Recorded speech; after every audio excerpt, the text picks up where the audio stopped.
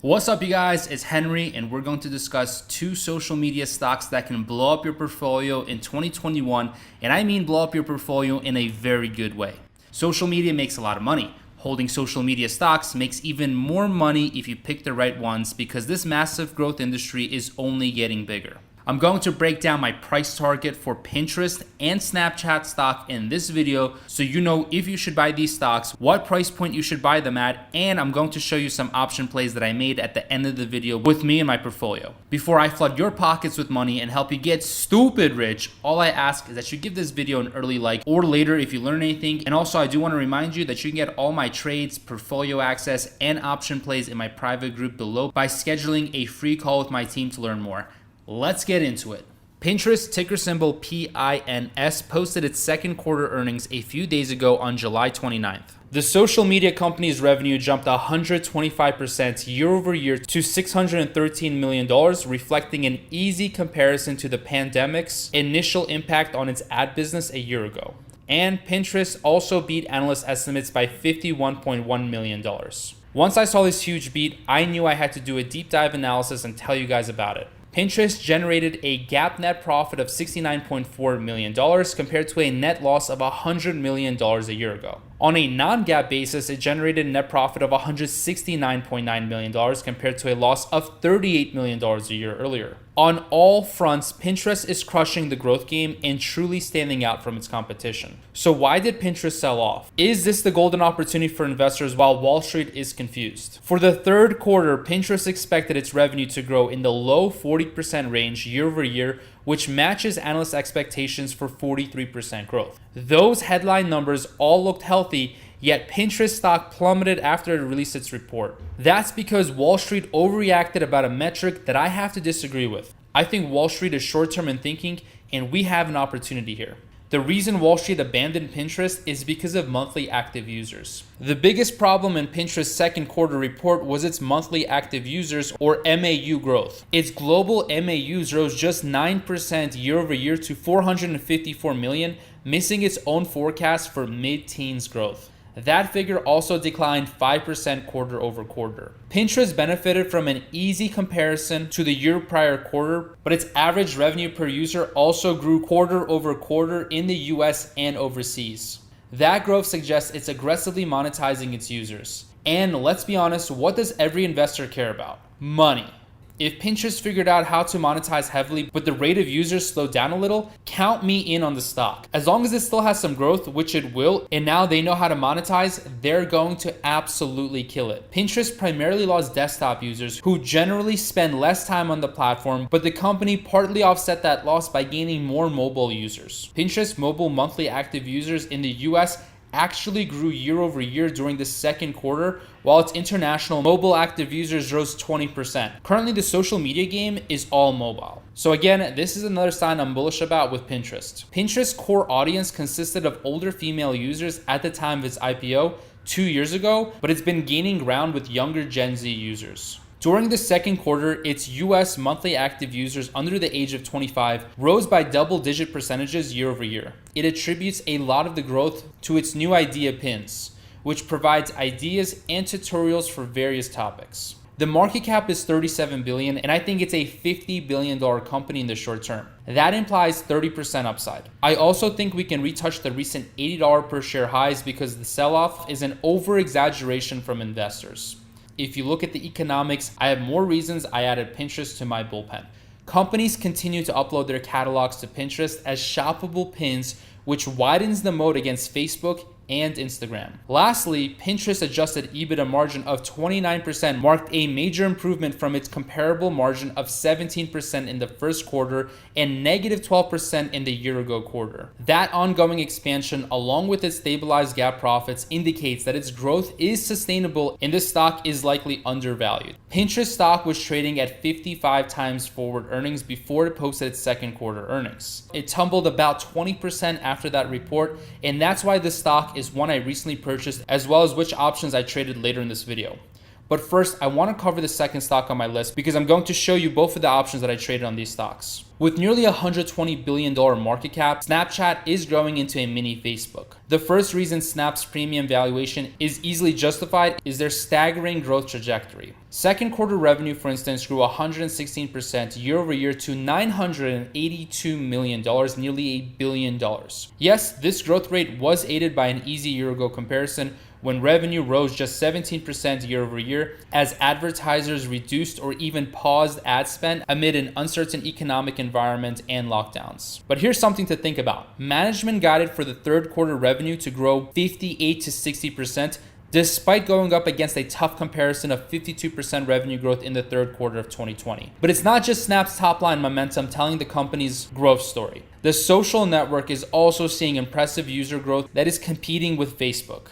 Investing in Facebook now isn't going to give you a 5x opportunity. However, it's much more likely with a smaller cap stock like Snapchat. Given how much Snap's business model resembles Facebook's, it wouldn't be surprising to see Snap have a net profit margin similar to Facebook. Well, what is Facebook's net profit margin, you may ask? On a trailing 12-month basis, it's an incredible 37%. Even if Snapchat could have half or 2/3 of this net profit margin, the company's profitability 5 to 10 years from now could be about half of Facebook's.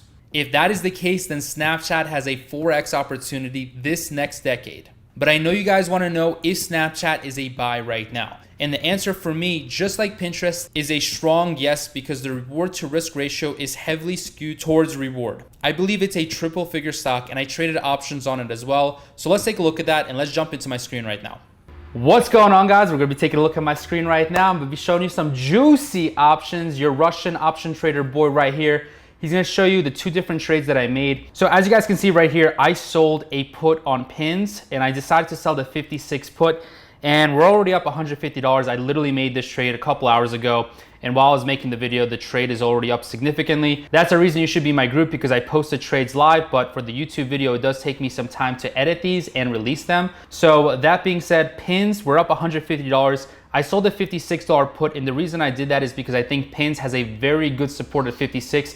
And I would be more than happy, I'd be very, very happy if I were to be put a lot of these shares at the $56 mark because I think the support is right around 57. So if I were to get put $56 per share, I'd be a super happy person. And then what I would do from there is I would just run the wheel strategy, which by the way, you can watch a video in the description below. I have the wheel strategy, which is basically selling puts to get into a stock. And then once you're into a stock, which is what I'm trying to do with pins, if I do get in, I'm going to start selling covered calls and generating more income.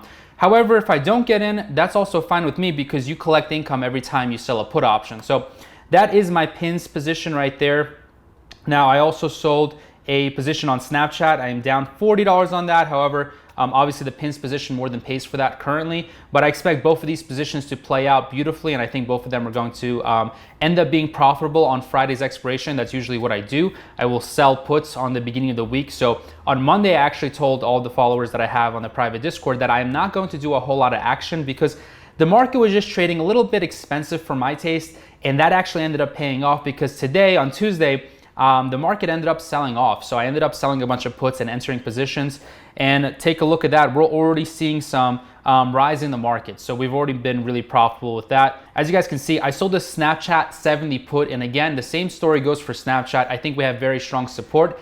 And again, I would be very happy to own Snapchat at $70 per share. So that's why I sold a 70 put. And I sold 10 contracts on Snap. And I sold 10 contract on pin. So I took a very big position here. So this video, I'm very serious about. I'm very serious about these two stocks. I've done a ton of research and I like the sector that they're in. Social media is only going to continue to rise.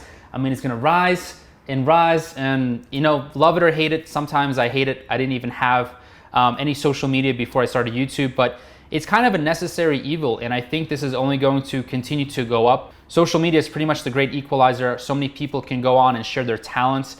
And social media is so addictive. I mean, people spend hours and hours a day. I mean, look at me, I'm addicted with YouTube. So Pinterest has a very good niche that I love. I think they're very differentiated. I think they have a very strong moat against Facebook and Instagram. And Snapchat, very similar story here. Although the market cap is pretty much 4 times that of Pinterest, Snapchat has also a very good moat.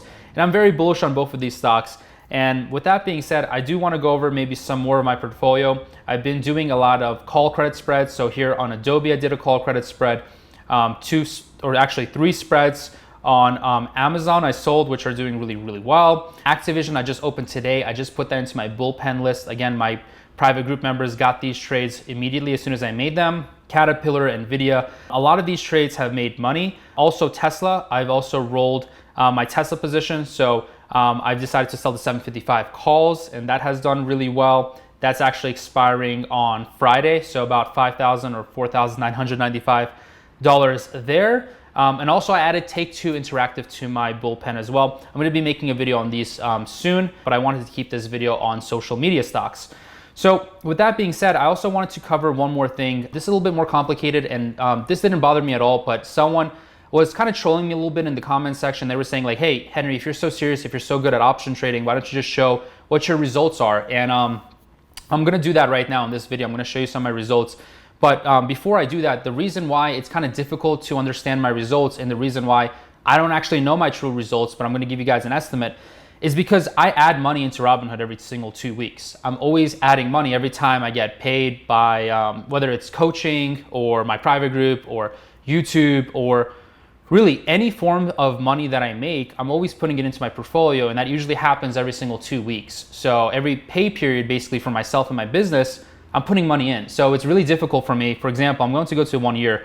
And keep in mind what I just said. I'm going to tell you how much money I put in approximately. I'm not going to go and be an accountant and count 52 different deposits, but you guys can see that it says 46%. However, I will tell you, I have added about $500,000 in total in the past year. So I have started with a very small amount and I've grown it tremendously. And basically, if you do the math on that, basically half the money is me just putting money in, and 333,000 of it is my gains, actually trading options. So roughly about the percentage return would be about 92% in the past year. That's my actual performance, but Robinhood is going to say 46% because it doesn't take into account the money that I'm depositing. What I mean by that is if I deposited $1 million right now and this account was 2 million, well, my percentage return wouldn't be 46, it would say 23.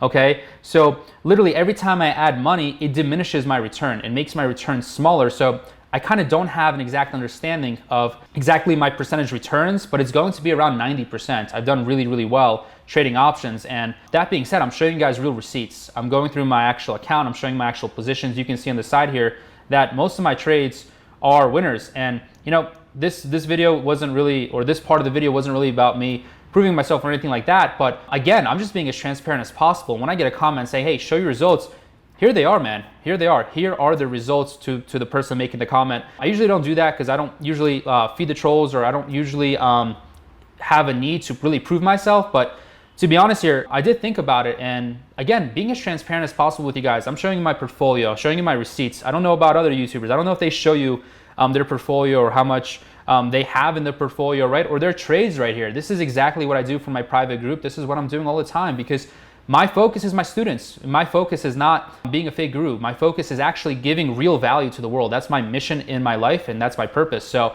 just wanted to show you guys the real results here and why this 46% is not really 46%. It's probably closer to maybe 90 or 92%. So my trading results have been about $334,000 in the past year, which is obviously a full-time income. And I was doing much better before when I had more time to do more spread trades. I definitely do a lot of trading now, but I also make YouTube videos because I love educating other people. So if you're looking at this, you can have even better results than me if you actually put in the work and you actually trade significantly during the day and you do things like spreads or iron condors, which by the way, I have videos on this type of stuff, the wheel strategy. They're all going to be in the link in the description. All of these strategies I have made videos on, so you can use these strategies to your advantage, and you can honestly do as well or even better than me if you put in the work. And obviously you do need a little bit of luck from the market. If the market is doing well, you're going to have phenomenal results. But anyways, in this part of the video, I just wanted to show my portfolio and specifically the returns, because anyone can add money there. But again, all the money that I have here, it wasn't really anything given to me. My parents are poor. They're immigrants from Moldova, which is next to Ukraine, which I'm actually going to very soon. All this money was earned the hard way. I mean, through Goldman Sachs, through all the internships I had, through saving, through living below my means.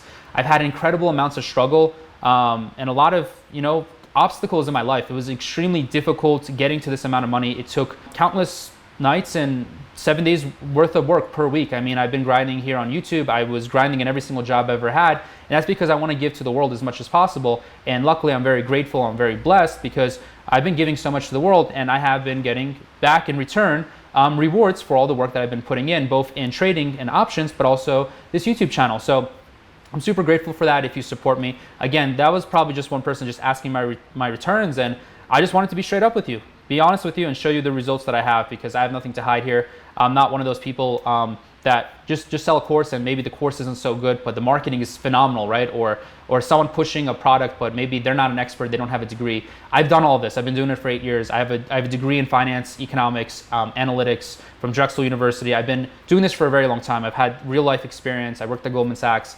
All the stuff that I'm telling you guys isn't to brag. It's because I love doing this and I love teaching it. So that's really why I wanted to say in this video.